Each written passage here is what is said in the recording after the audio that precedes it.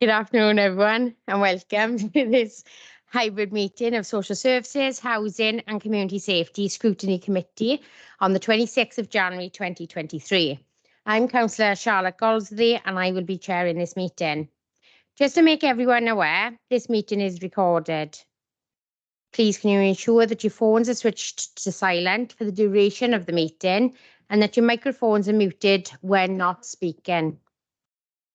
If members wish to speak or ask a question, please raise your electronic hand, or if you're in the chamber, just raise your hand.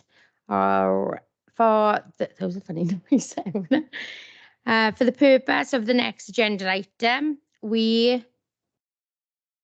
is declarations of interest, I can confirm we have chosen to scrutinise Cabinet Board agenda items 7, 12 and 13.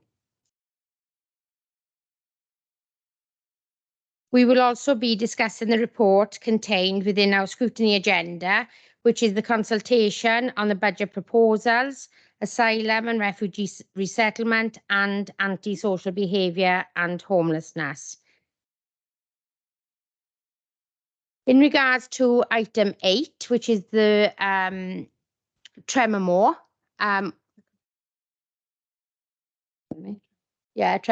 the Inspectorate Wales, we would just like to give staff a big thank you, because we thought that it was an excellent report, and again it is an excellent facility as well, and we all know those especially that have obviously in the last term and have visited Tremor, that the visitors also love going there as well for respite and that. Also with item 9, again, we're not going to go into that, but again, big thank you, because for us, it gives us a lot of confidence in seeing that the complaints are being looked into in depth by staff and are taken seriously. And it's also nice to see that there's more compliments than complaints. Especially when you're given that it is social services, and obviously it is an area that we would expect to have complaints in, given the territory of it, but it is a great report. So a big thank you to Andrew and all staff for that too. So we're going to go straight into agenda item 2, and yeah, come in. Just echo your staff on the inspection. Again, thank the team for all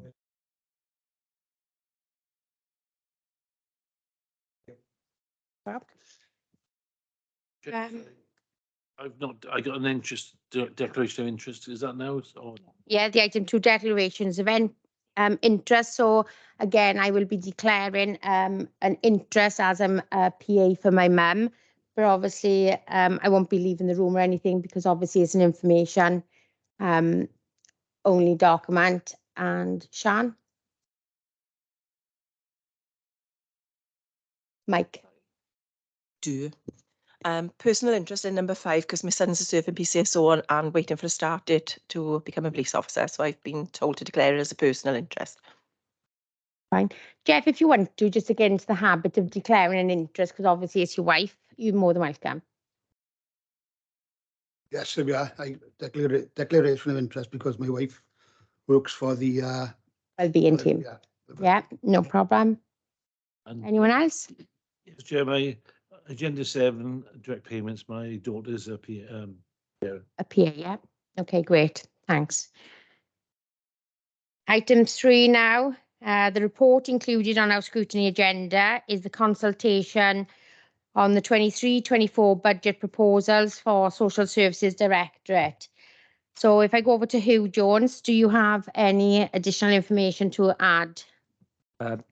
Just to add, Chair, thank you, that this is a chance for members of this committee to ask any questions in relation to the budget proposals appertaining to the issues under their purview. So thank you, Chair. So, Saif, we have a question from you. Thank you, Chair. Mr. Jones, I have a question which might be a little premature, but I just wanted to ask, how much reserves or percentage of the reserve which is proposed in the report are expected to be allocated to this directorate? Are you referring to the 3.5 million from general reserves? None are specifically for this directorate, Councillor O'Hammond. The 3.5 million will be used to underwrite the whole council budget for next year. So none is specifically for the social services directorate as such. Thank you. I don't think that there is any more further questions on that. And no members have any further income generation suggestions or saving opportunities, unless obviously they want to raise them now, because obviously some weren't in briefing. I take that as a no. This report is for information purposes only, and therefore we note the report. We now go on to Asylum and Refugees Resettlement, January 2023. Do officers have anything additional to add to this circulated report? No, Chair. Happy to go to straight to questions, Chair. Right, questions? Saif? Yes, bear with me, Chair. I just need to find my questions. I'll just go to Do you mind? Councillor Clark now, yeah. Okay. Yeah. On page 69, it says that the Red Cross is supporting the Afghan resettlement and the Ukrainian resettlement. Who's funding the Red Cross? Claire, do you have that information? I believe we are getting grants through, aren't we? Is that coming from us or somewhere else? So the British Red Cross are commissioned to provide very specific orientation support to our Afghan families, and that is funded via a tariff from the Home Office. Is that funded in full by the Home Office, or are we topping up? We've not had to top up as yet. We are quite prudent in how we spend it because we're never quite sure how many years the funding is going to last. But no, there's been no cost to the authority in terms of that support. It's all been met through the tariff. Safe? Yes, thank you, Chair. I found my questions. If I could refer you to page, lost it now, page 68, third paragraph. It says the company Clear Springs, and it refers to 3 properties for family accommodation.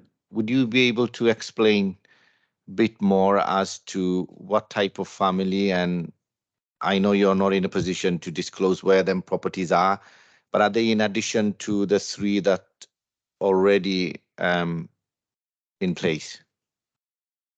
Shall I go on to my second question now, or Chair, shall I? No, if you just have Claire come back and answer that one first, yeah?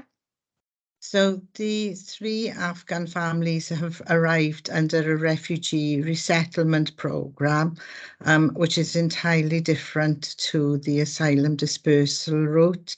Asylum seekers and refugees have a very different legal definition.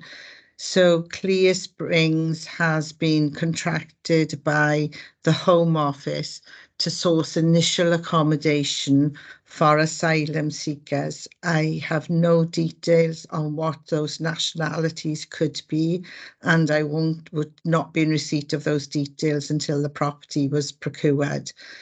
Clear Springs, therefore, is sourcing any accommodation it can to meet the needs of asylum seekers across the UK.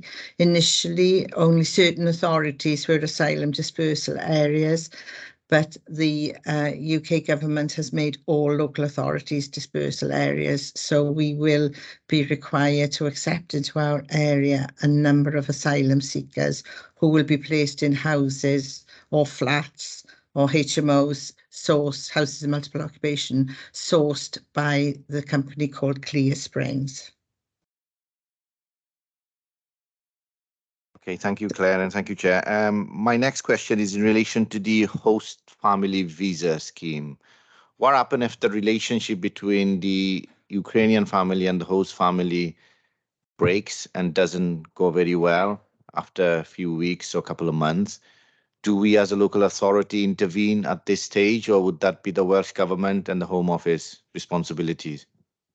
So under the Ukrainian settlements program, the people arrive in with a visa either through the Homes for Ukraine or the family visa scheme have all the rights to housing, education, benefits and the like. So if they if the relationship broke down, they could present to our housing options service, who, dependent on the circumstances, would have to provide advice or temporary accommodation. As I said, that would depend on the circumstances. I wouldn't want to stray into Emma's specific role there. But to say, though, we provide a lot of support to people in the community generally, and we would work really hard to prevent that occurring. And Welsh Government have funded things like mediation services. We could even offer like a respite to get them out of that relationship just while things cooled down, or we would work really hard to find different accommodation before somebody presented as homeless.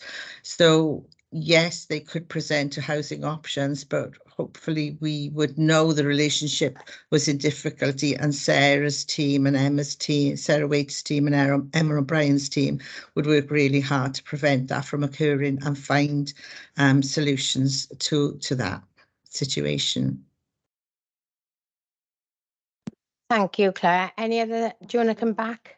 If I may, Yeah. if I may, Chair, my final question, and then I like to comment on something, if I, Chair. Page 73, Claire, tariff decreases. What impact or pressure are we expecting from this? And before I finish, Chair, can I just highly commend the team for all the hard work they've been undertaking. I was involved when we had the Syrian conflict and the refugees who settled here in East Talbot, and the support provided was absolutely brilliant, I have to say. Then we had the Afghan refugee crisis, and now the Ukrainian. And I think as an authority, we should be proud of ourselves that we acted so swiftly to such humanitarian crisis. Thank you, Chair. Thank you, Saif. Any other questions? All right. Okay. Yeah. Oh, Matthew Crowley, please. Yes, thank you, Chair. Forgive me, I'm not a member of this committee, as you well know, and I joined only to hear really the budget proposals. I'm sorry I was slightly late. I was sent the wrong link, so I missed the first couple of minutes of the, I come in at the declarations. Am I to take it, Chair, that you're not going to discuss any future, any more budget proposals during the meeting? If that case, I'll retire. Okay, thank you, Matthew. Councillor Spooner? Can I have an answer to that, please, Chair? No, we're not. So you can go now. All right, that's lovely. Thanks for your dismissal. Bye, I Matthew. appreciate it. Thank you, Charlotte. Diolch, Cadeirydd. Yeah, some of my questions have been answered. I've got specifics, and I'm sure they're very simple, and it's not on the report as such. But the Ukrainian support, obviously, we do have a lot, and congratulate people who have taken on refugees, humanitarian aid. What happens when, and I'm trying not to be specific here, something goes wrong? I know LACs are involved, I know there's support's given, but where's the point of contact for the host families and advice that can be given that may be very personal, maybe restricted, but is there a point of contact that they can go to? As I said, the families are supported by Sarah's team. The local area coordinates, and I can see Sarah's got a hand up, so probably Sarah would be best placed to answer that specific question. But also we very much work across the directorate in respect of Ukrainian support. So on cases, we would work very closely with, as I said, Emma O'Brien's team, with Sarah's team, with safeguarding, with colleagues in children's services, adult services. So we work really closely. We have an operational meeting that meets fortnightly, and cases of concern could be discussed at there and solutions found. We're very much about finding solutions for any situations that arise. It's probably better if Sarah talks specifically about the support. Chair, can I note I didn't answer Councillor Rayam's question about the tariff and whether he wanted me to come back to that after Sarah Waite? No, if you just answer that now, and then we'll go straight into Sarah, please. Okay, Chair, thank you. Just the funding situation is different for all of these schemes. None of them are the same. They all have different terms and conditions. And the funding situation isn't always on a steady footing. So as an example, the funding for asylum dispersal, we still do not know if funding will be available for next financial year for any families that will be dispersed to our area. For any families that arrive between now and the end of this financial year, the authority will receive around £3,500 per bed space. We do not know if that is going to continue post-March, and therefore we would have implications on the local authority. For the for the Ukrainian scheme, for the families arriving through the family visa scheme, we get no funding. They are completely independent of us. But Mr. Jarrett very early on gave a direction that we would just treat them no differently, and we provide support wherever we can. In addition, then, for the Homes for Ukraine scheme, the UK government announced before Christmas that it would be reducing the tariff for anybody new arriving post-January, I think the date is, and that is a significant reduction. We are not as expecting many new people to arrive. That would be new arriving into the country. So the implication of that, I don't feel that we're concerned about, although we have had discussions with our colleagues in have had conversations with our accountant around that. The continuation of funding for the Ukraine settlement, there isn't any year 2 funding, but again, because we have been prudent in the way that we've utilised the funding, been mindful that there was unlikely to be any year 2 funding, we have got funding that we can carry forward to continue the support to our Ukrainian guests. I hope that answers the question. Okay, just before I bring Sarah in as well, if I can just ask the question, and because I don't know which one of you would answer it, is in regards to, I think it's after everything that they've been through, and obviously it's commented with the Welcome Centre could close in March. So the uncertainty and the anxiety levels that in itself can bring to the families, I think is a bit concerning. And the other point then is obviously it's the crisis of obviously lots of families obviously who live here are in hotels and other accommodation as well as the Ukrainians. So what is our plan and or system or anything of how do you prioritize whose need sometimes is the greatest? Because what I can see at the moment is lots of the families in the Welcome Centre are quite happy. You know, lots of them are getting on, they're integrated great in the community with lots of different groups and that. So how do you deal? I would think that is quite difficult to do, because if you actually look at our like lacks are mentioned in there, but again, the lacks were actually agreed by this committee prior to obviously the issue with Ukraine, and obviously the lacks role is obviously to prevent communities needing social services. So what I'd like to know then is how much is the LACS doing, and what obviously is the system you've got to prioritise whose need is the greatest in the rehousing? That's a complicated question, and I'm afraid my answer is going to be quite complicated as well, in that anybody come into the welcome centre or to the hotel know that that is temporary or interim accommodation. They know that they shouldn't be staying there for long periods of time.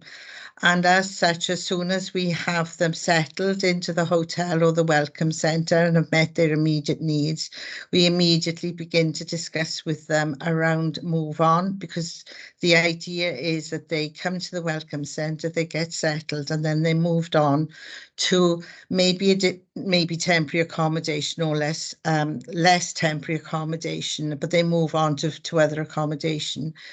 The key point for me is that in hosting the Welcome Centre and the hotel, Neath Talbot Council isn't responsible for finding housing for all of those guests in Neath Talbot, and we're working with Welsh Government around ensuring that local authorities have a fair share of people across Wales.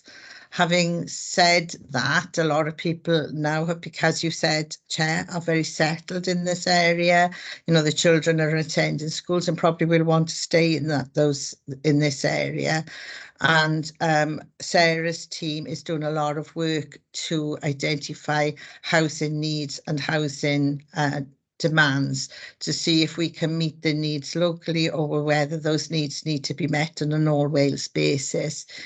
In the Welcome Centre, we have got a number of families. That is going to be difficult, and that probably will require a Welsh solution, not just a Neath Talbot solution.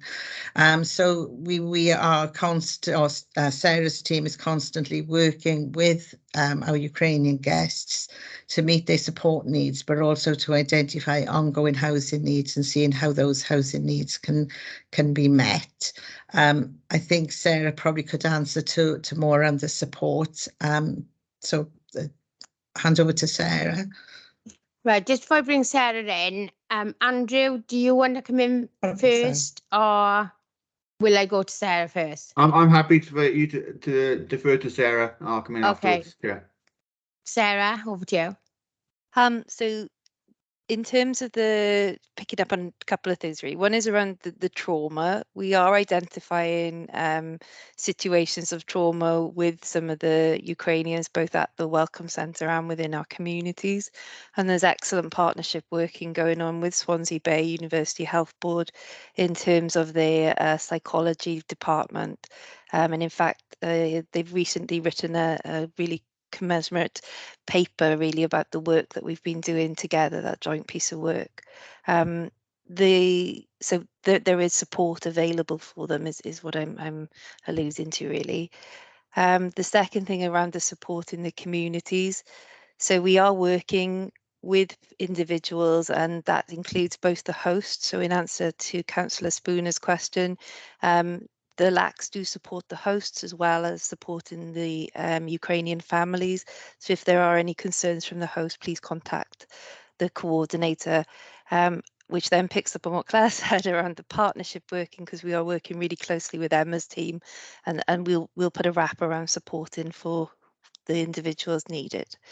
There is a lot of work going on in the Welcome Centre, and this is a team of individuals which we've pulled together to specifically look at the housing needs and the move on arrangements for those in the Welcome Centre. They are not the local area coordinators per se that are in our communities.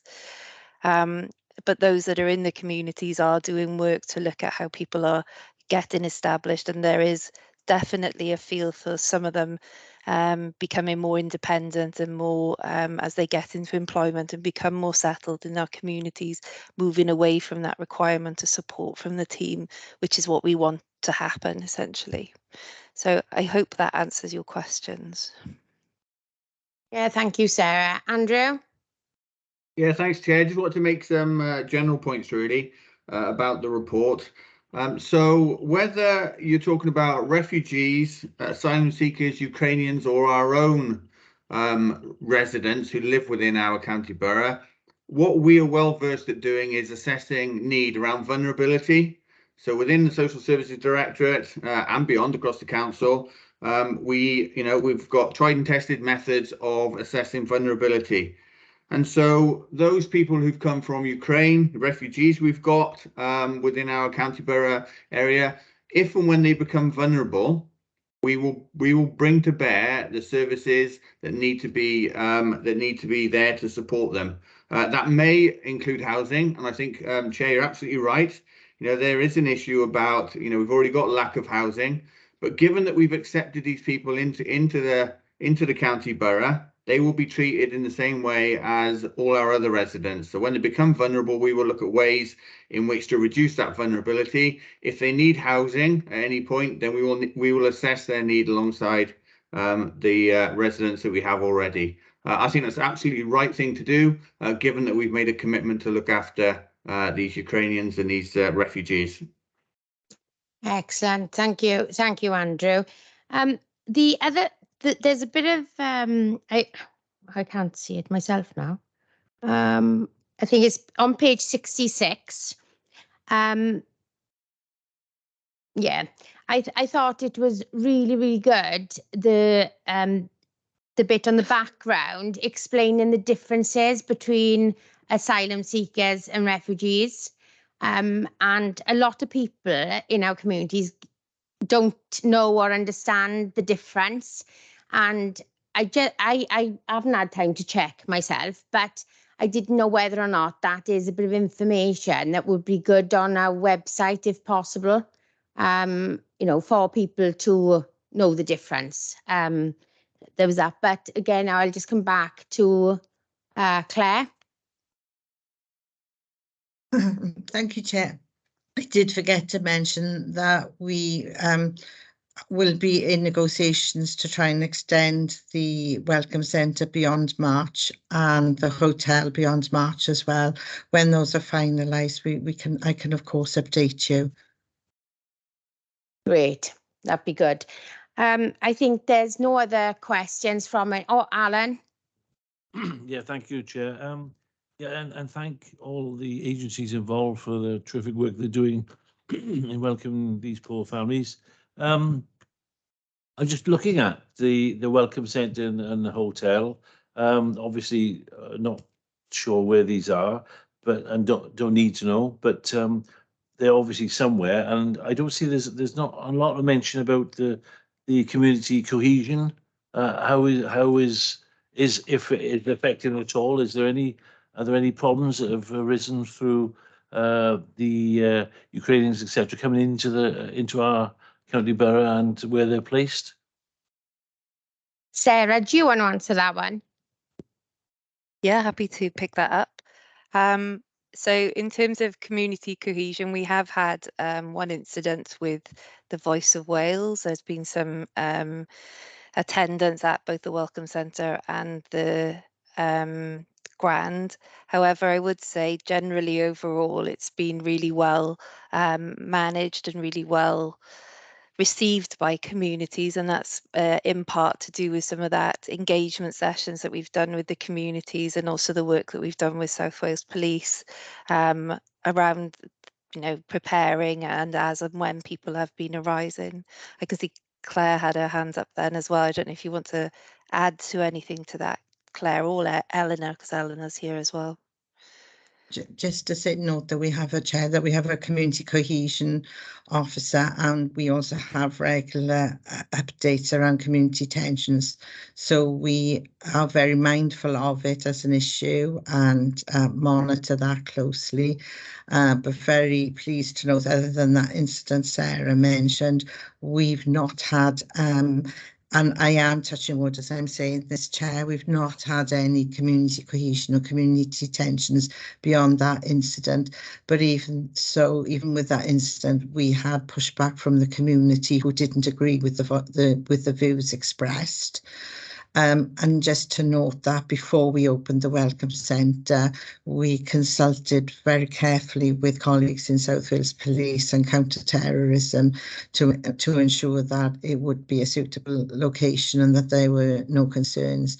We have a very close working relationship with South Wales Police, and if I've got any concerns or any of the team have any concerns, we can contact them and they'll immediately advise us. So, for example, they've given us like a protocol if that organisation should ever try to visit again, so that so people know what to do. It is indeed something we monitor very carefully. We're pleased to say we've not had very much many issues arising. I know the community cohesion officer sits within Eleanor's team, Chair. So I don't know if you'd like to bring Eleanor in. Yeah, Eleanor. Thank you, Claire. Thanks, Chair. Yeah, just to echo really both Sarah and Claire's comments that Sheridan, who's our community cohesion officer within the team, she attends a weekly tension meeting, which is not specific to this issue, but obviously it is raised every week. And on the whole, other than the one incident that Claire and Sarah have touched upon, we've had no issues at all. In fact, quite the opposite. I think we've had such a positive response from residents within our communities, which is it's just been really lovely actually to know that they've had such a nice welcome and such a positive response when they've come to the area. So just wanted to raise that really. Yeah, and thank you, Eleanor. And I would just like to add that I totally second what Eleanor's just said. I think a lot of it had to do with the engagement from staff and partners before they actually arrived at the Welcome Centre. Letters were put through everyone's doors in the local locality and engaged with. And to be honest with you, the welcome they had themselves, I think the feedback there was really, really good all round. I think many of us who do know where it is and lots of groups that do support it, seeing on social media how they have engaged, how they're socialising, how local people are even learning some sort of dances and everything else, I think is really, really refreshing. And I myself this week actually took a food hygiene course, and one of them from the Welcome Centre was there.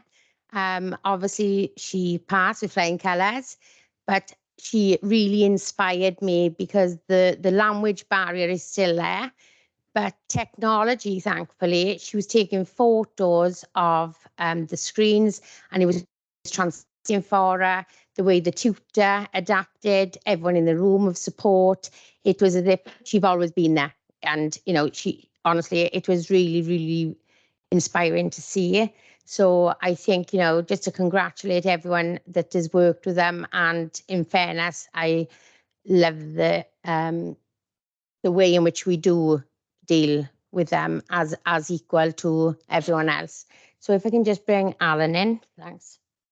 Yes, thanks, Chair. With your permission, very, very briefly, I'd just like to echo the thanks that have been expressed, and appreciation that have been expressed this afternoon by yourself and by Yusuf. A tremendous amount of work has gone behind providing the accommodation and support for displaced people within the county borough. I was able to see it firsthand, the work of bringing together the Welcome Centre, and have spoken to families there and the way that they're being supported by the teams, led by Claire and Sarah with the support of Eleanor's teams and the whole of the department. And as you mentioned, Chair, the local residents in the areas have been very, very supportive. And I'd also like to thank the local members in the relevant areas as well for their support. Thank you. Lovely, thank you, Alan.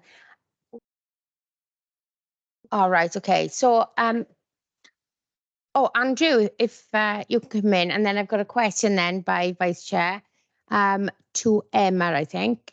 So, Andrew. Yeah, sorry, Chair. I thought the questions had finished. I just wanted to say that.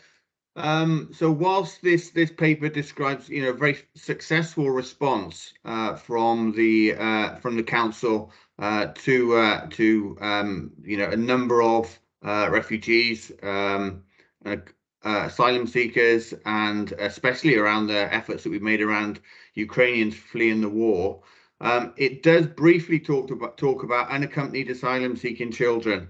And the issue that we've got with the dispersal mechanism from the Home Office. And I think whilst we've worked really well with Welsh Government around all of those other things, I can't say the same for our working relations with the Home Office around this particular issue, where I believe, and I've had to write to the Home Office, that there are safeguarding issues in the way that they're discharging their responsibilities. And I wondered whether the committee would like a further paper on that to give more detail on it at some point in the future. If you could put that on your work programme, I think that would be something which you would like to learn more about. Yeah, most definitely. And if and thanks for raising that, Andrew, because we weren't aware of that, but most definitely. So we'll put that down now on the work programme. And any issues in between that come in as well, just obviously bring it to me. If I can just bring Helen in now for questions coming back to Emma or Claire? I don't think Emma spoke. Emma, you haven't spoken. I know you haven't spoken, Emma, but this one may be for you. It's going back to Take you pick again. Clear Springs. I wanted to know what input we have on monitoring the quality of accommodation that this company are allocating, because I understand there's been issues in other parts of the country of substandard accommodation. So what input and what, weight do we have with that firm to ensure that the people that are being housed are being housed in accommodation that's suitable? I was going to say, without trying to avoid answering the question, I think Claire's better, please, because she's more involved in that direct side of things than I am. Hi, Claire. And if Emma, if you want to come in and add anything, just feel free. Thank you, Chair. Under the asylum dispersal route, Clear Springs have a process whereby they consult the local authority on a prospective property that they hope to procure. They send the details to me. I consult with colleagues across the local authority, so including education, safeguarding, housing, environmental health, and others to seek their views. And I also consult with South Wales Police, the Health Board, Mid and West Wales Fire and Rescue Service to find out their views as well. That form is required to be returned within 5 days. And within that form, we can either say whether we are supportive of the property being used or we are not supportive of the property being used. The environmental health will try and visit the property, but that is unlikely to happen until quite far down the line because of the process Clear Springs adopts.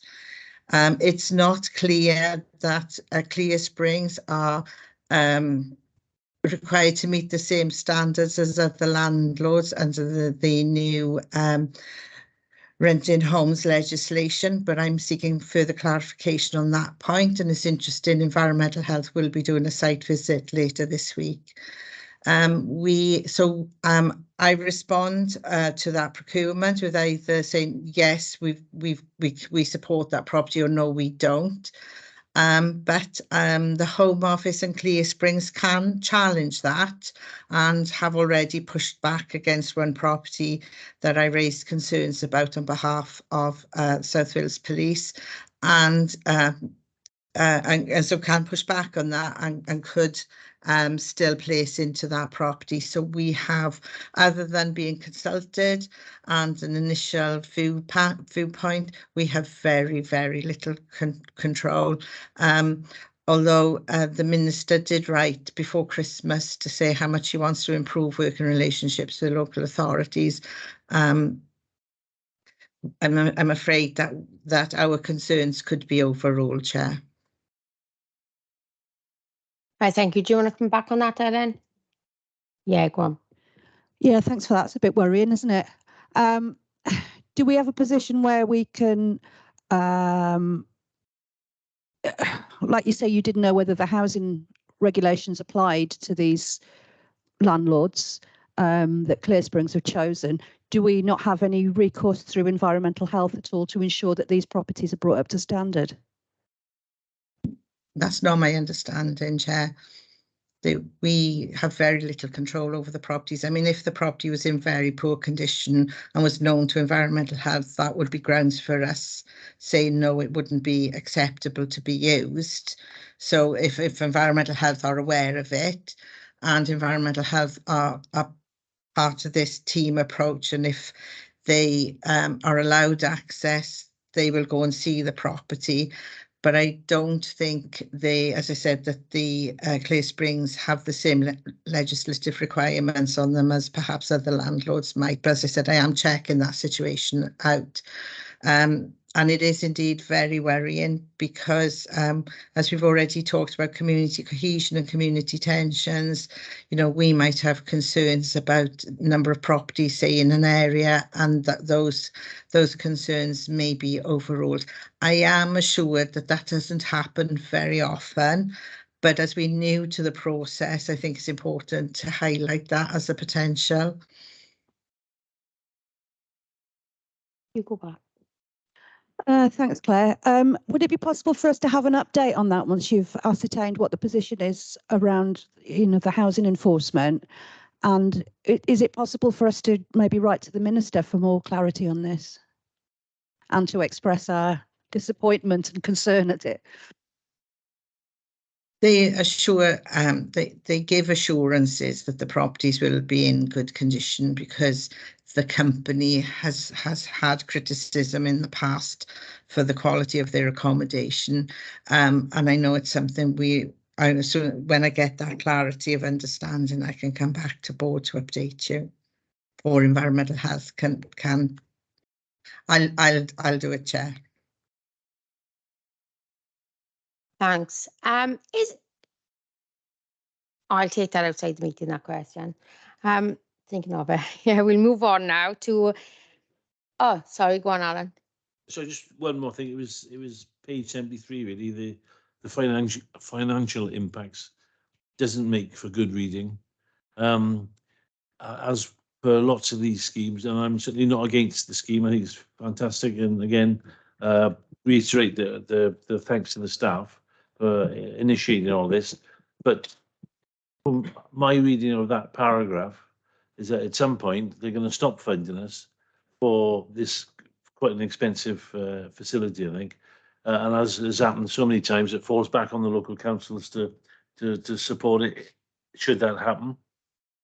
And I think following on from Helen's question about the accommodation, if we got substandard accommodation, etc., coupled with all these other costs, I dread to think what's going to happen, because we're in a situation where we're trying to fund a hole now. Andrew and his team are trying to fund a hole in our massive budget with cuts in social services. So it doesn't look very good for the future, does it?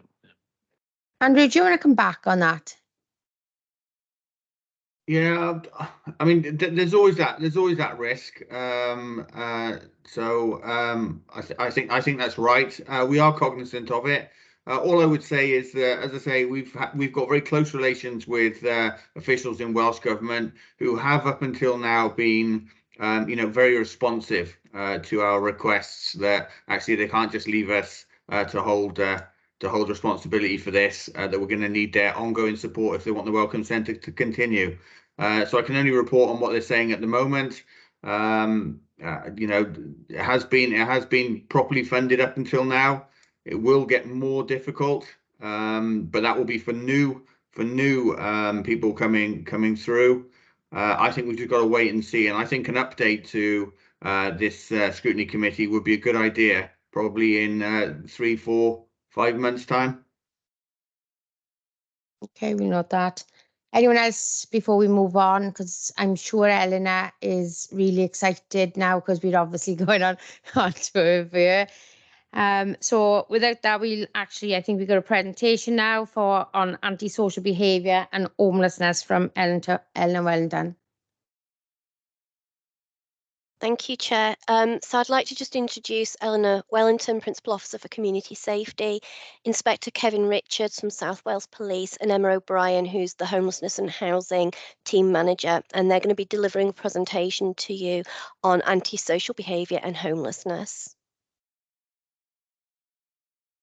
Thank you, Shelley. I will just try and share this screen. There we go. Hopefully that's visible there. Okay, so as Shelley mentioned, I'm Eleanor Wellington, the Principal Officer of the Community Safety Team. Just by way of introduction, with those who may not be as familiar with the team as others, we are a team of 14. We're all local authority employed staff, but we are co-located at Neath Police Station in the interests of partnership working. So Kevin Richards, who will come into the presentation slightly later on, works on the same floor as myself and my colleagues, which is a really good setup for us and helps us to obviously look at crime and disorder together. But I'll be bringing in Emma as well into the presentation shortly. So what we've been asked to do today is just to give an overview really into antisocial behaviour and the links with homelessness. Lots of you will know antisocial behaviour alone is a very broad topic, as is homelessness. So this today will be scratching the surface, if you like. And I have mentioned to Shelley and others today that if there is an appetite from members that they would like more of a member seminar perhaps on the topics as a whole, we'd be happy to arrange that with our Democratic Services colleagues. So please let us know at the end if you'd like that. Okay, so what I'll do is I'll just go through the first couple of slides just to set a little bit of background and context. And then, as I said, I'll hand over to Emma then for a little bit more detail.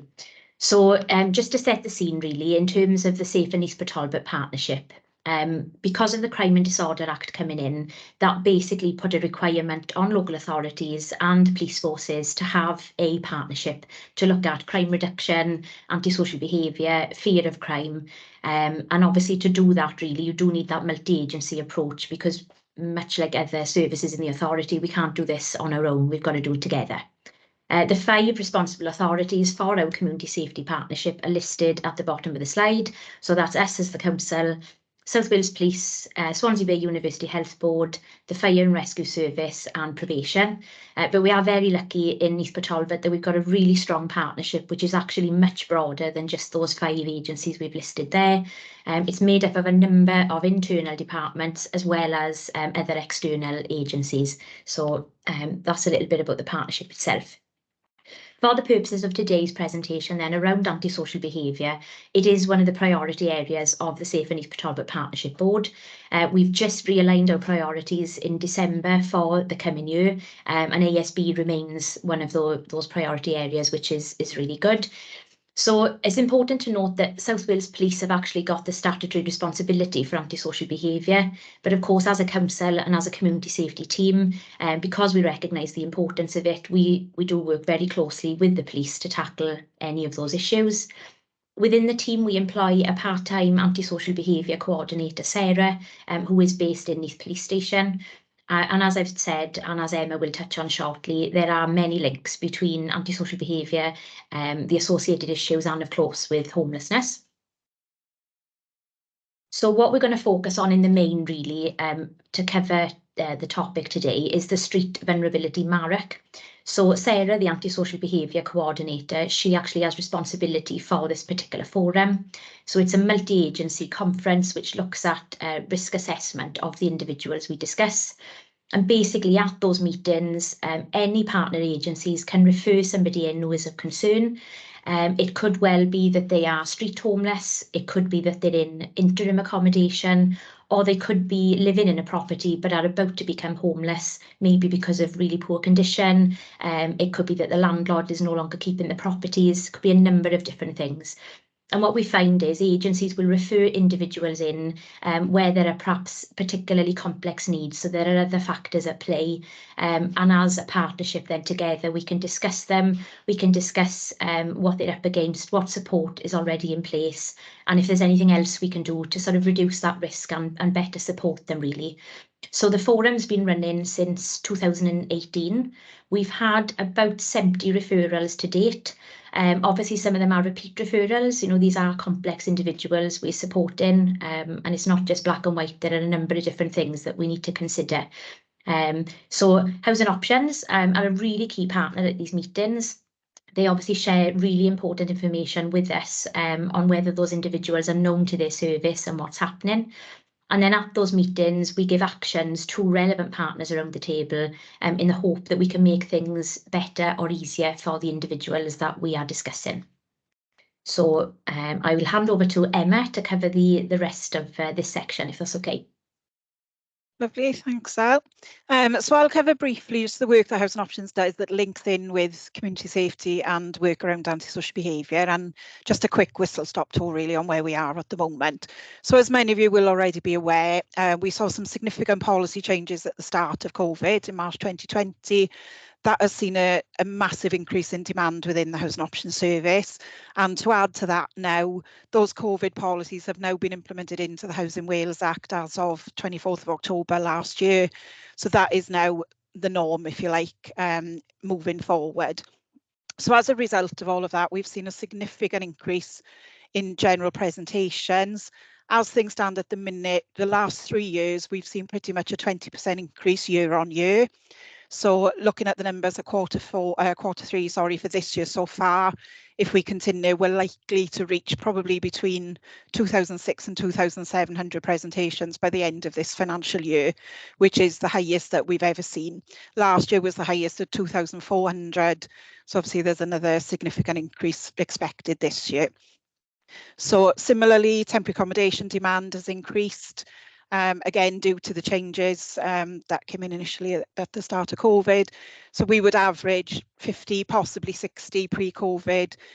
Figures at the moment, it's very, very rare that we're going under 180. So certainly high 170s, early 180s is the norm at the minute in terms of temporary accommodation numbers. So one thing we are also seeing an increase in, and this has been gradual, but has sort of picked up quite significantly over the last couple of years, is the increase in the number of complex cases that we're getting through the system. So that could be a combination of somebody with mental health issues, substance misuse, learning difficulties. There's a variety of things. So that is certainly that's probably one of the most significant increases that we are seeing. So we did an exercise a couple of months ago. So these figures were done at a specific point in time for an exercise, but it is still a true reflection of what we're seeing. So you can see we've got people who are being assessed as no or low support needs is about 40%. So that leaves 60% of individuals we've got in temporary accommodation are either medium, high or intensive support needs. So you can see that is, the work that I was supporting, we're trying to sort of deal with and get the right support in place, etc. So if I can have the next slide up. Thank you. So with that, obviously, it can bring issues within temporary accommodation. There is a risk of antisocial behaviour with a mix where we have people with varying needs, varying risks.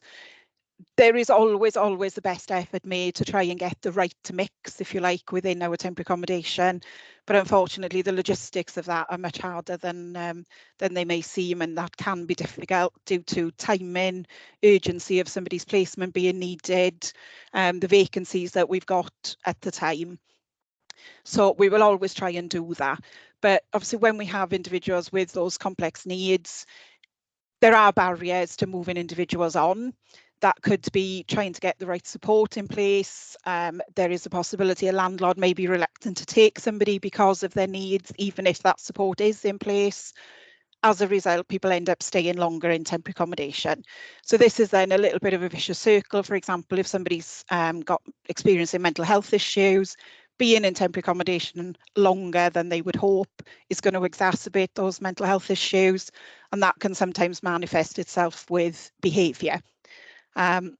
you will find that some individuals are asked to leave temporary accommodation. That can happen whether it's our internally managed units or B&B. With our internal units, there is the likelihood that we'd have to go through a legal process, but a B&B proprietor could ask somebody to leave on the spot.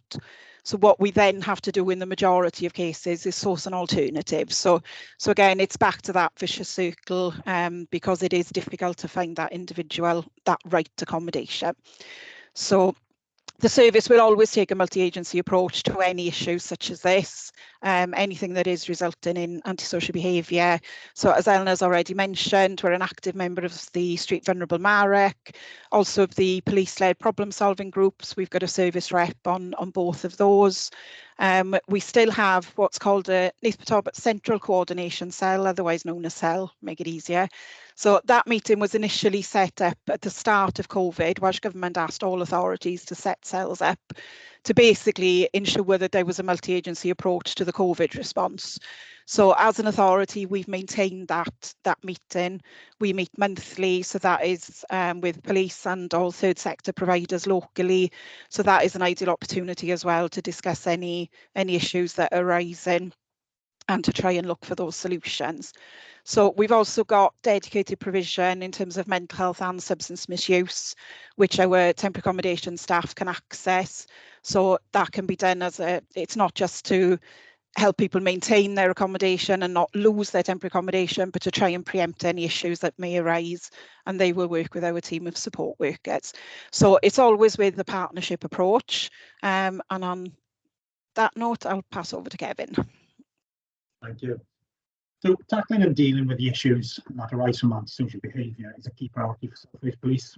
And while the police has a statutory responsibility for ASB, we work closely with a number of partners, but particularly close with the local authority under the current working arrangements that Eleanor mentioned earlier. And that's in order to deliver a range of interventions and sanctions that reduce the impact of ASB on our communities. So there's a well-established governance structure around ASB, which starts with the problem-solving groups. That's chaired by neighbourhood policing inspectors, where relevant partners take an active problem-solving approach to tackling ASB. This includes looking to identify offenders or problem locations to tackle and prevent the issues, and also identifying repeat victims to ensure that they have an enhanced service in terms of support and safeguarding. Any issues that can't be dealt with locally can be escalated to the Community Safety Board, and ultimately to the Public Services Board, which should community problems encounter barriers and need a resolution. So the approach taken to deal with ASB hinges around a four-stage intervention process, and I think that's on the next slide. Thanks. And that seeks to problem solve within communities for the long term and provide interventions on individuals that are complemented by location and contextual approaches to provide long-term solutions.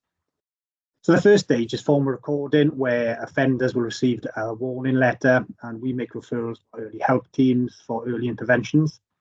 The second is a formal recording and meeting, where we identify the root cause of issues, refer to additional support mechanisms.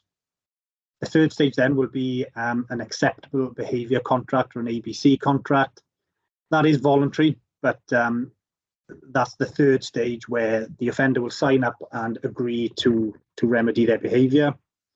And then the final one is into enforcement, which can take the form of civil injunction, community protection warnings or notices, or even criminal behaviour orders. So as you can see from the slide, there were 350 ASB referrals within Neath Talbot in the last year, and 224 of those resulted in a stage 1 warning letter. Of those who received the warning letters, only 53 progress onto stage 2. That represents a 76% of individuals who respond to that initial stage and that initial intervention to cease or remedy their behaviour. The numbers of individuals who actually progress through to stage 4 and enforcement is extremely low within Neath Talbot. We're currently managing 5 community protection warnings, 2 community protection notices and 8 criminal behaviour orders.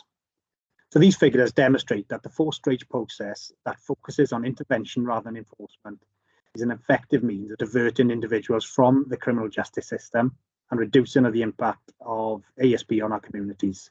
So the next slide, please, Eleanor. And that leads me on to ASB linked to homelessness and begging.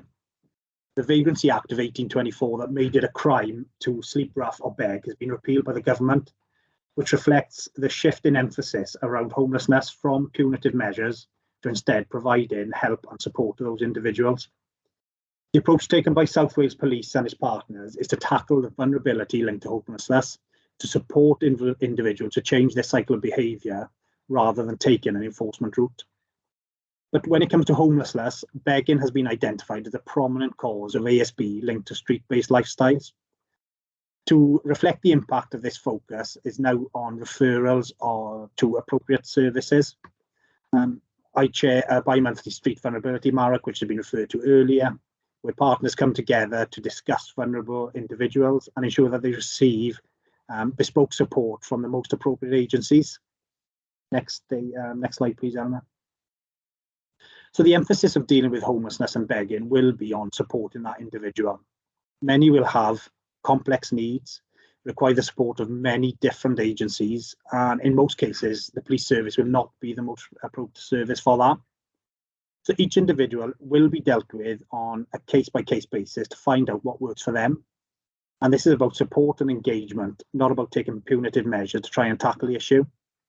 So we're currently exploring a new way to formalise a process of offering support and providing intervention to help steer individuals away from ASB that is related to homelessness. So the Welsh Assembly Government and Joint Independent Ethics Committee have been involved in the consultation process in the context of cost of living crisis, and the process is now being developed to locally to curb ASB linked to begging. Last slide, please, Eleanor. So this is the proposed process based on a traffic light system, which we are looking to endorse locally. To start with green, so the first instance of ASB related begging will result in an intervention leaflet with a positive condition to engage with an outreach worker. The second will be the reissue of that leaflet and consideration of escalation to a community protection warning, again with a positive requirement for that individual to contact the outreach worker. Red then will again be the third reissuing of that leaflet and escalation potentially to a full community protection notice. So for continuous reoffenders who then breach the CPN, they will be potentially reported for summons or possibly arrested depending on the nature of offending, with an application for a full criminal behaviour order. A breach of CBO is a criminal offence and has sentencing powers up to a maximum of 5 years imprisonment or a fine, or in the case of an adult, both.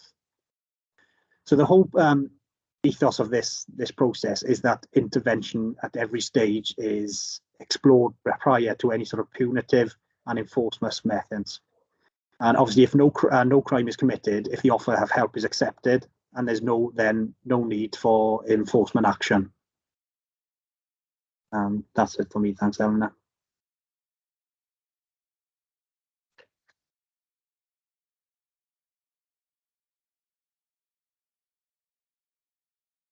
Eleanor, do you want to come in now, or do you want me to ask if there's questions? Have you got anything else to say, Eleanor?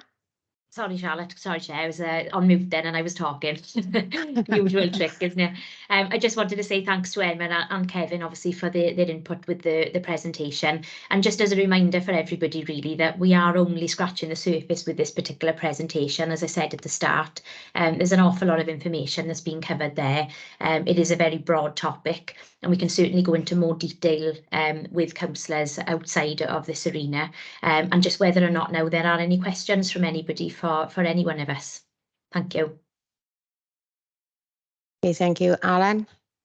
Not so much a question, but a thank you, really, as the local member for the town of Neath, where it's had its problems with antisocial behaviour. I was explaining early on, during lockdown, I think some towns had sheep and goats invade their towns. We unfortunately had homeless and young offenders, which were left to roam free, really. And that's not a criticism of anyone. It's just the way that the situation was. You get a bit of a Lord of the Flies situation, I think, where you take away all of the structure and people just go a little bit crazy. But I'm really, really pleased to say that with the cooperation of the police and our social services, housing options, etc., that's really been cleared up to all intents and purposes. It's certainly managed, in that we've now got the Hive sorry, the new centre for the Salvation Army to help recuperate homeless people, and that's the thing. That's not a sticking plaster. That's something where they actually engage them into society, and so they can live their own lives in the town or in their chosen flats. That means that our social landlords are coming on board now, because they're not going to go in and sell the furniture and sell the pipes and sell the boilers to raise money. So I mean, it's no good just putting these people into places. It's got to be managed, which is what's being done. So I would like to commend and thank all those agencies who've been working so hard to try and do that. And I appreciate, Ellen, it is a sticking plaster. But having said that, the sticking plaster seems to be a sort of sticking plaster, so it's a tip of the surface. And there's a lot more to be done. But having said that, what's being done, I would say, is really, really effective. I would like to say at this point, it isn't helped, however, with people like Fionn Lewis with Wales Online. There was an interview last week on the 22nd with a Jay who's the homeless person who's come back into Neath, saying the quote was, "People are dying like flies. It's endless, endless. Neath is just collapsing into a big heap." And I would call that reckless reporting. I think, at some point we as a council have got to, I don't know what the police can do, but I mean, it sounds like we're sort of trying to justify ourselves. Well, we should be, because, we are actually correcting this problem, not making it worse. And I feel sorry for all the businesses in towns like Talbot and Neath when people are reporting like that, because, we are actually doing something about it. So basically a big thank you, and perhaps we should be looking at some of the Wales Online reports and how we can actually counteract some of these. All these councils doing sort of their best to try and get the towns and villages back into a good working relationships. And one report like that can just destroy people's confidence in the town, just like that. So, but thank you. I think I totally second that. And again, it seems to be Wales Online is the new TikTok entertainment locally. So, and I totally agree. It's well done to the staff. And at the same time as well, thank you, Eleanor, Kevin, and Emma.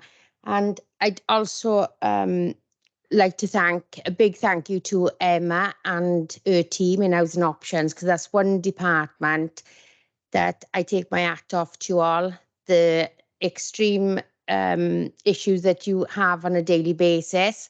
Lots of people don't actually take into account the legislations and, guidance and that you actually work under. And I've had some dealings with the team lately. And so, you've got my total support.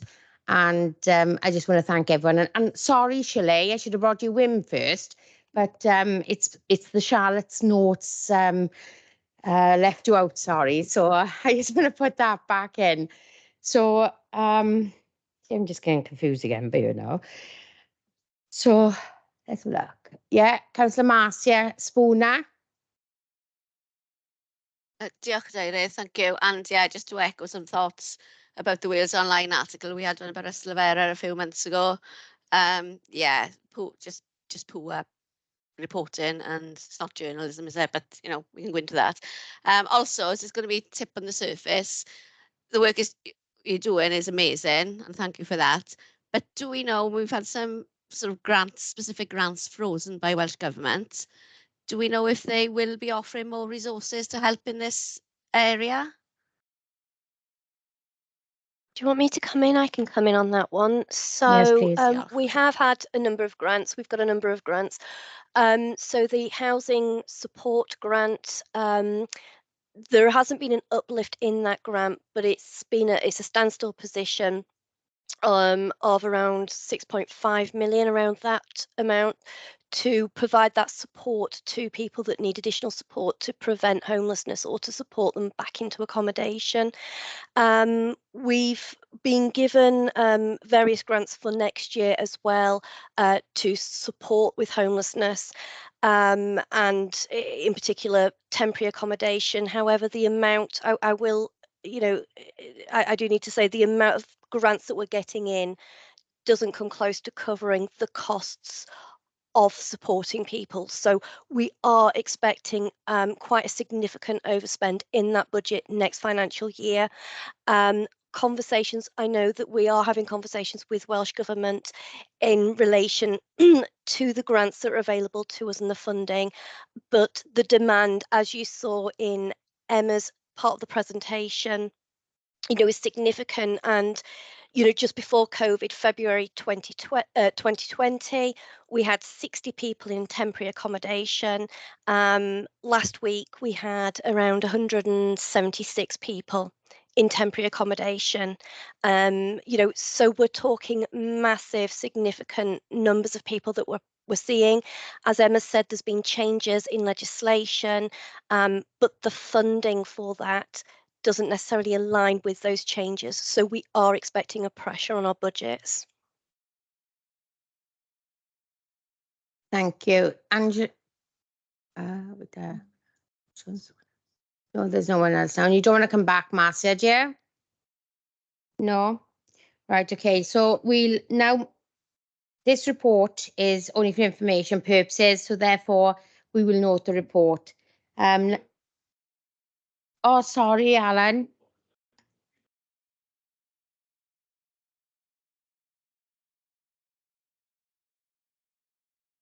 Put your mic on. Sorry, Chair. I thought I'd put the mic on. If I can't notice you in the chamber, you've got to put something on there, Al. It's technology. Just to add very, very briefly, the thanks and appreciation of the work of these teams that have already been expressed this afternoon, including from Councillor Alan Lockyer as one of the local members for Neath Town Centre, and I agree with the points that he was that he was making, really. And I think that for Chalet is the new head of service, for Eleanor and Emma and Kevin and his colleagues in the police force, are working tremendously hard together to address these issues and these problems. And I'm sure that they'll continue having the support of the whole authority in those endeavours. Thank you. Lovely, thank you, Al. Okay, now we're going on to agenda item 4. We will now move to the Cabinet Board agenda for pre-decision scrutiny. As I previously mentioned, the Scrutiny Committee members have decided to scrutinise items 7, 12 and 13 on the Cabinet Board paper. So now we go on to the direct payments for adult social care. So is there anything that you want to add? And it's lovely to see Maggie Hayes there because I haven't seen you for a long time. So is there anything anyone wants to add there? Yes, so I'll just introduce it very briefly then, Chair. So this is an information item. It's the report of the Auditor General for Wales to Welsh Government on direct payments for adult social care in Wales. It's not a Neath Talbot report per se, but it's a set of recommendations to Welsh Government and to local authorities for us to adopt. Just for you to be aware, Chair, there is nothing in this report that we would disagree with. The recommendations are straightforward. Some will be further ahead than others, but generally, as a direct payment, as an authority, we feel that we're quite way ahead when it comes to direct payments. Sue Bradshaw, Principal Officer, is here as the author of the report and who runs the service. And as you say, the expert on direct payments is Maggie Hayes, and she's with us here for any questions. Thank you, Chair. Great, thank you. I think we've only got the one questions anyway, and that's from the Vice Chair. Hi, I've got 2 questions actually. One is relating to the thing about advocacy services, recommendation 3. It's saying advocacy services representatives to be invited to direct payment recipient formal meetings. When you say advocacy, do you mean you're paid for advocacy, or do you mean third sector advocates? And does that, if you do mean third sector advocates, in recommendation 5, you're saying you're going to provide the training to social workers on direct payments. Would it be an idea to include those people in the training as well? That's just one question. I'll come back with the other one. I can make a start on that. So I know we have legal surgeries for direct payments where social workers are being updated and trained as we go along. I'll defer to Maggie on the advocacy side of it. Maggie? Thank you, Angela. And this report specifically is driven with advocacy regarding decision making, so around assessment. So what the Wales Audit Office are talking about is they want advocates more at the front door. So they want it at the initial part of the assessment so that they're satisfied that people are being offered direct payments. So it's not necessarily a direct payment specific recommendation. It's a general recommendation that they've made regarding advocates being available during the assessment so that if people do have queries. Now, that's a role that sits with social work. So social work need to determine that somebody needs support or they need an advocate, that they can then talk to that individual. But the report is also referring to a generalised advocate, a non-paid advocate, for people to have somebody as part of their network to be part of that as well. Again, that sits with social work in terms of them making sure the right people are with the individual during that assessment process. With regards to the training, yes, I think that's a really good idea about including the advocates. I think that whilst that would be part of those who are paid, I think what we need to look at doing though is thinking about whether or not what that advocate looks like. And I think we can't just rely or default all the time to a paid or a third sector organisation. It's just about making sure that the right person is involved with that person right at the beginning. I mean, Sue, I don't know if you've got any additional thought from an advocacy point of view. No, I think you're right, Maggie, with what you've said already. That advocacy can include third sector, or it can include a paid advocate, but equally it can include anybody who wishes to advocate on behalf of that person, who could be the direct payment recipient. So that then would be really the choice of the individual. And just to add to that as well, we do have plans for our direct payment forum to include advocates as well. So the more formalised advocates, I know that our colleagues across the boundary in Swansea, that they have advocates who attend their direct payment forum sessions. So we have one coming up actually at the end of this month, and we have advocacy services invited to that as well, so that even if an individual themselves doesn't want to come to the forum, that there's a broader representation and within those groups as well. So yeah, in terms of the training though, I think we need to think about what that looks like. Thanks. My second question is probably really obvious and you're expecting someone to ask this. Why would I want to come and work for Neath Talbot Council at £10.50 an hour when I can go to Swansea for £12.66? Who wants to answer that? We want to answer that in the context of the budget. I mean, the issue is we can't recruit PAs, just whether we can't recruit domiciliary care workers or home care workers in the council for the money we're paying, which is even more than that £10.50. Yeah. Do you think that we ought to be competitive, at least with our neighbouring authorities, though? I think we'd love to be. I think it's all defined by the budget side of things, isn't it? I mean, if that's a recommendation from members, that's fine, but I'm sure our director will have something to say about that as well in terms of growth on our budget. We've got in excess of 500 plus PAs. Yeah, you know, that would be considerable cost to the council, and it'll be something else that would have to give for that to happen.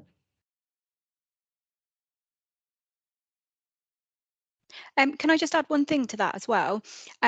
So one of the things that we do in Neath Talbot that's perhaps slightly different to other areas, not every area, but lots of them, is that we have a rate of pay for PAs, but then other areas will set their rates. They'll set their rates for agency. They'll set their rates for respite. We don't do that. What we do it helpfully in some respects, because we make sure that people are able to commission the service that they need. And whilst you may have a higher rate of service for some PAs in other areas, because their other rates are set, that doesn't offer the same flexibility. So I think it's quite a complex question, but I do agree in the current social care sort of market issues, that is problematic and way beyond me in terms of budget. But what I will say is that what I know we do really well in this authority is we support PAs. So whilst the rate of pay is actually relatively consistent across the board. Whilst there are other authorities who pay slightly more, we really support PAs. We don't support, our colleagues don't support PAs the way we do. We have a PA forum, we have PA coordinators, we provide pastoral support. You know, if for example, to give you an example of that, you know, if a PA is working for an individual and something happens, that may be, you know, there's a bereavement, we give them access to employee assistance programs. We provide them with access to, you know, sitting down with them and talking through about whether they need benefits advice. So whilst we may not offer it from a remuneration point of view, we absolutely offer it from a quality point of view in terms of supporting PAs, because we know that's how you retain them, is by supporting them as well as the person receiving the service. And we offer a good training programme for PAs Indeed. as well. Indeed. Yeah, thanks for that. All these extra things that you do, which is really, really great. Could we have a report on it for our forward work programme? And then I think we need to advertise that we do these wonderful things for our staff, really, because retention is only one part. It's getting them in the first place, isn't it? Is quite an issue. So I think as a council, we would like to hear a bit more about that and maybe publicise the wonderful work you're doing a bit more. Yeah, Happy I to mean, bring that back. yeah, Yeah, and just to happy to point bring out as well that recommendation number 6 of the report does talk about a retention and recruitment policy across the whole of Wales. So it actually introduces that bigger discussion. And I know Welsh Government are really taking note of that, but it sits within the whole social care sort of debate anyway. But it does sit into point 6 regarding recruitment and retention. And I know Sue and I are looking at a regional approach as well around recruitment and retention, because obviously we sit in borders, but we can take that into Powys, we could take that into, you know, Bridgend as well. So we are looking at that as well, as about how we make the role more attractive. But yeah, I take your point in terms of promoting what we do. Okay, thank you, Maggie. Do you want to come back on anything? No? Right, okay. And can I just go to Councillor Marcia Spooner, please? Hello, diolch, Chair. Going back to the report, obviously I know the report is, you know, not just for us specifically, but recommendation 2 asks about undertaking additional promotional work to encourage the take-up. How are we compared to our sort of expectations? I mean, obviously, as I say, it's not specific to Neath Talbot, but if we're making the role more attractive and you say we've got 500 odd PAs, where are we on what we thought we'd get? I mean, do we need to do some more work on it? I think there's always room for improvement. We did have a huge drive on direct payments some years ago, and I think the reality of where we sit in adult services at the moment is the lack of care. So if I just give you an example of in 2020, since 2020 to today, we have lost 10,000 hours worth of care, which equates to 161 people. 161 people who would have been receiving care in 2020 that aren't in 2023. So, you know, notwithstanding, we want to promote. It's a massive ask, and it's nationwide, isn't it? It's not just Neath Talbot, but we continue to promote. And I know our social workers, as part of their What Matters conversation, direct payments is part of that initial conversation with every family and every carer. Thank you. Yeah. Right, I see no other indication for any other questions. So the pre-decision of public items is completed. So if we now move back to the scrutiny agenda, please. In relation to the forward work programme, Nadine, do you have anything to add? Thank you, Chair. This is just for noting, but I have made a note of what has been said earlier with regards to the reports coming back. So I'll populate the items onto the forward work programme. Thank you. Agenda item 8 now is urgent items, and we do not have no urgent items for today's meetings. Agenda item 9 is members, at this point we have to consider the information contained in private. Our agreements to move into private session. I propose, if I could have a seconder, please. Members, if you don't indicate to the contrary by raising your hands, I will assume that you're all in favour of moving into private session. Nadine, can you confirm, please? There are no hands raised, Chair.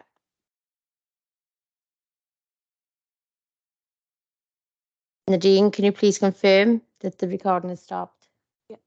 I can confirm the